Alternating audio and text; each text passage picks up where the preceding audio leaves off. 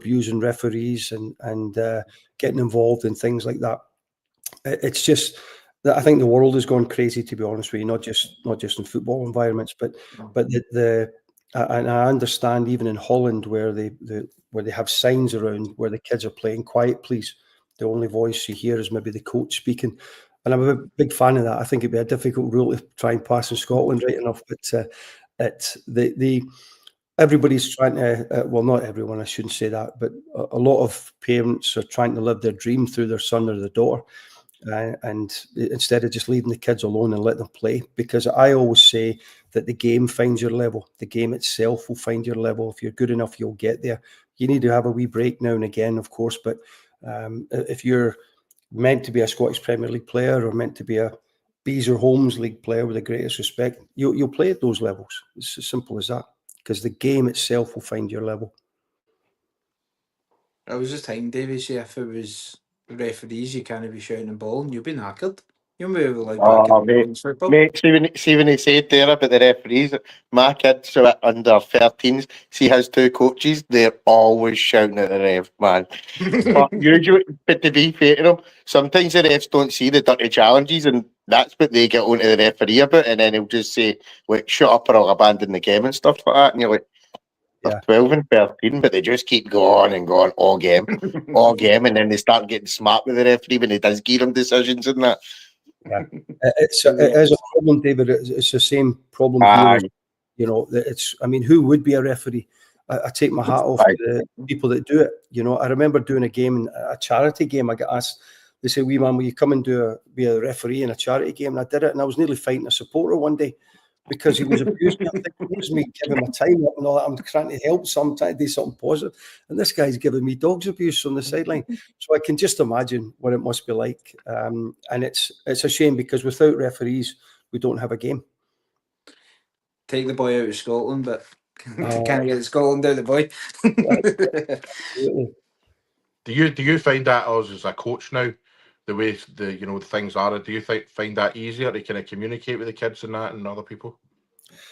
I think it comes with experience, Jamie. I remember I left Hamilton Accies as the manager, which was a shame. I'm sure we'll speak about it a wee bit later. But I came back to this Abbotsford Soccer Association, and I was the only paid member of staff. I'm going back to 2000 now, so I'm going back quite a while here. The club had about 2,000 players in it, boys and girls as well. And I'd never coached a girl in my entire time when I was in Scotland. And it was always, I mean, I was a reserve team coach at Hamilton Accies at 23 years of age. I was right into it. I was really, really loved coaching and so on. So when I came back here to Abbotsford, where we live, it's about an hour's drive east of Vancouver. The general manager of the club said, "Okay, wee man, you're going to go and coach this group of girls." And the girls, quite literally, couldn't pass the ball from here to the fridge away. And I'm thinking, what do I do here? And I said, I can't do this. There's no ways I can do this job. I said, this is going to be so frustrating. And to be fair, Barry said, "Listen, wee man, you just have to be patient." And I have to say now, I absolutely love working with the girls and the women's teams. It's great. I think, like anything, once a player develops trust with the coach, it's massive for you. And it made me a better coach, because then I was having to break the game down. Rather than working with professional players, I had to break the game down more to the grassroots level, so that they were going to get better, and it was going to make me a better coach. So after all those years of experience, I've been away from the club. I'm now back as the technical director of the club. I've been away. I'd been at FC Edmonton as a manager and all over the place back in England with Billy Davis and stuff at Derby. But the on-field side of the game doesn't scare me at all. I love it working with the kids and the coaches. I do a lot of coach education, and I don't go, "Oh, geez, I have to go to my work today." But the computer stuff, the admin stuff that's involved in it now, I despise it. I think it drives me crazy. And I'm not in my happy place sitting in front of a laptop, that's for sure. Hopefully you're all right with us.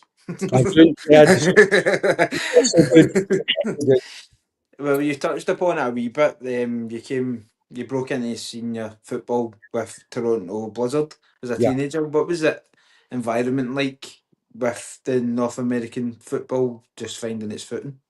Yeah, well, I was actually the youngest player to ever play in the North American Soccer League, Corey. At that time, before a player could be signed, he had to be either 18 years of age or his high school class had to have graduated. And I was 17 when my class graduated. So I became the youngest player. I found out I was drafted by the Toronto Blizzard over the PA at high school. The principal, he announced it over the PA, which was pretty neat. But it was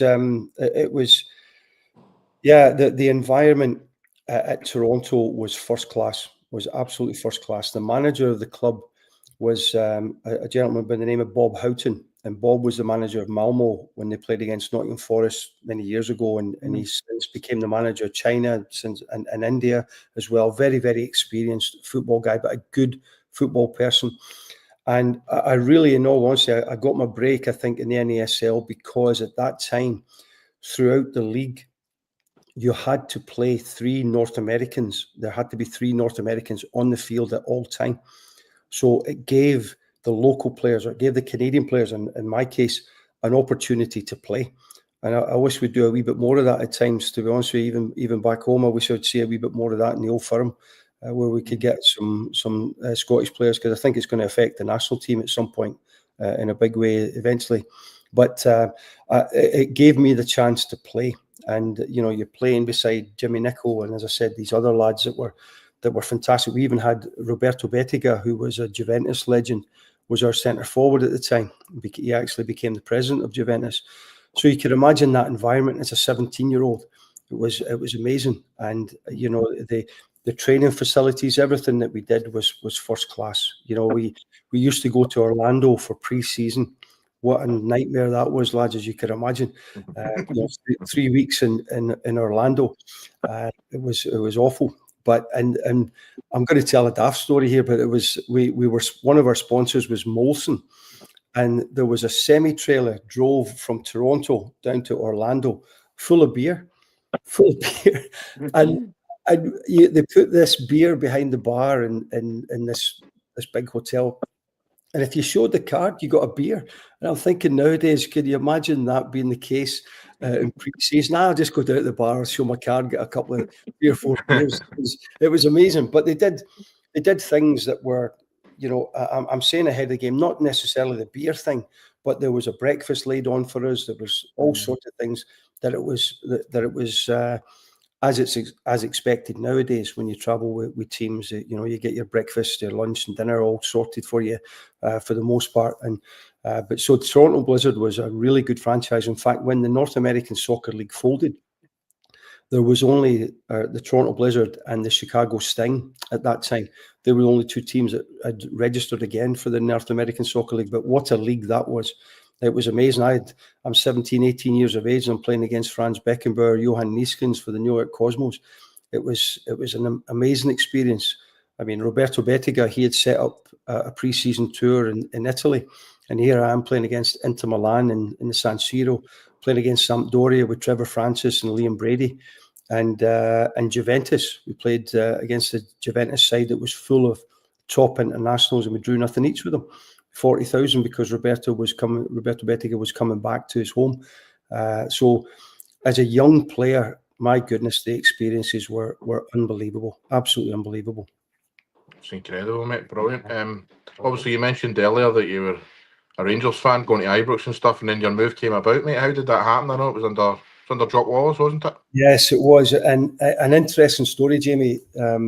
As part of the Toronto Blizzard, Bob Houghton said to me, he said, "Wee man," he said, "I want you to go back to Scotland to your local team, where your local club or your most professional club or biggest club would be."